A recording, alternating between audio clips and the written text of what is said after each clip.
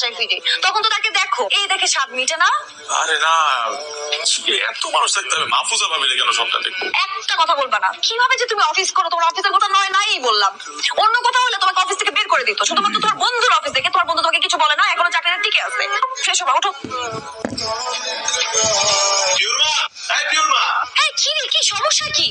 সকাল সকাল এরকম শাড়ির মতো করে চিল্লাইতেছো কেন? তোমাকে না বলছি পিওর মা পিওর মা পিওর মা বলবে না? বলে পানি নাই তো, জানাতে বলো না একটু পানি ছাড়তে। হ্যালো জগলু, পানি নাই, মোটর ছাড়তে হবে। টমেটোটা ছাড়েন তো তাড়াতাড়ি। আপনি বাইরে, আচ্ছা আসেন, তাড়াতাড়ি আসেন।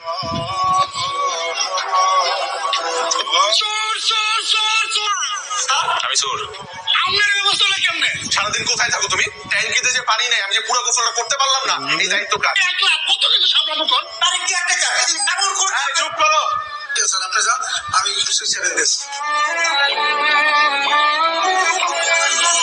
আসসালামু আলাইকুম ভাবি। ওয়ালাইকুম আসসালাম। আপনি পানি খেয়েছেন? হ্যাঁ, পরে